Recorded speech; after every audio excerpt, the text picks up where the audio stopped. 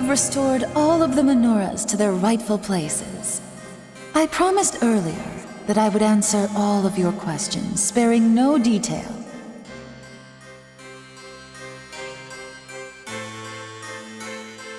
It may have occurred to you that the menorahs were not, in fact, stolen. In truth, my master gave them to those whom he deemed worthy. I must apologize for not being honest with you, but there is a reason. If you listen to what I have to say, I am sure you will understand. The forces of light and darkness have fought throughout the universe, even beyond the flow of time. Their battles have affected every living being in existence. Demons and humans are no exception. They have simply been cogwheels in the infernal machine called war. And the war still rages on, even as we speak. However, one individual vowed to put an end to this eternal war. He decided to create a demon of chaos, one that would inherit his will and enter the final battle against the forces of light.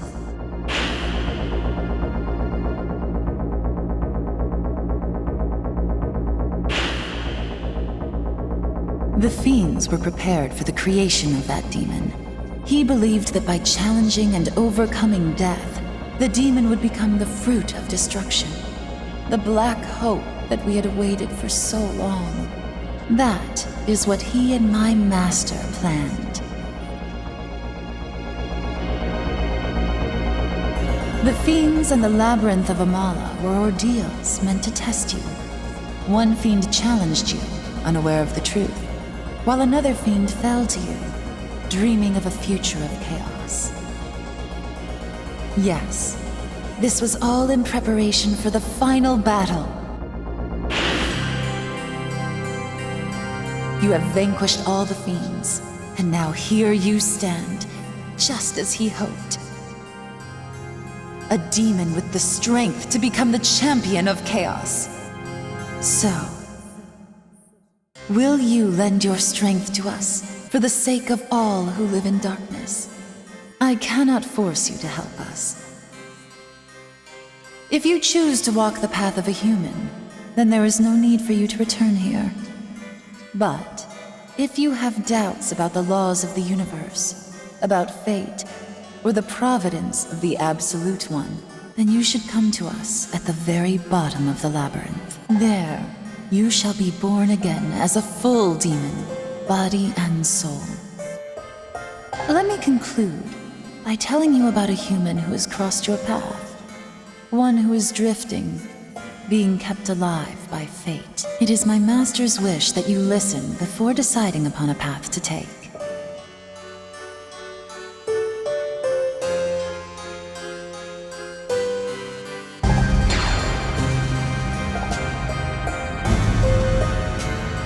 The man I am referring to was known as Hijiri in your previous world.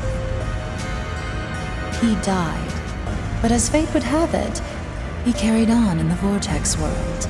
Think back to when you first met him, to when the conception occurred. Hijiri shared the fate of all the others who perished in the dawning chaos. As he was heading to the hospital where you already were, the conception began, and his life ended.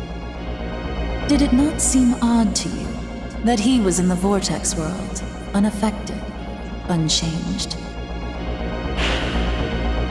It was all because of the mortal sin which he committed.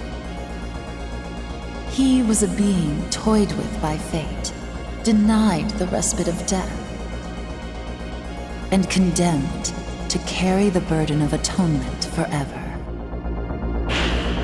His punishment was to see with his own eyes all that happens in the world, to record the balance of events through all the ages. A task as endless as scooping water out of the sea with a cup.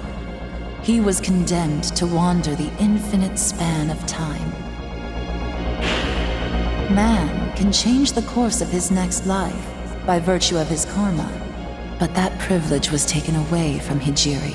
Though his body may perish, his soul will remain unsaved. He must continue on with his task. He lives a cursed, eternal life, just like a demon. Watch and record the history of the world. Witness the entirety of the endless war between order and chaos. That is your punishment for your unforgivable sin. Do you understand now? By the will of Amala, he was given a life of torment and emerged in the Vortex world without realizing that he had died. Soon after, your paths crossed again. That is probably because you have the potential to affect the course of the new world. So by accompanying you, he has unknowingly been fulfilling his destiny. Tragically, he has no memory of his sin, his punishment, or even his death. He believes that he survived the conception and has acted accordingly. As for the result of his efforts, you already know the outcome. In the body of a mannequin, Hijiri challenged those vying for creation. And he lost his body once again.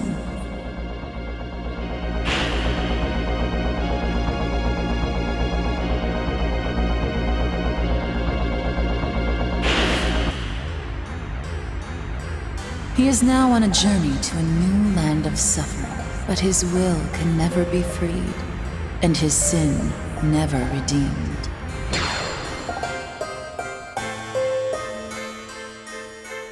Do you want your life to be predestined as well?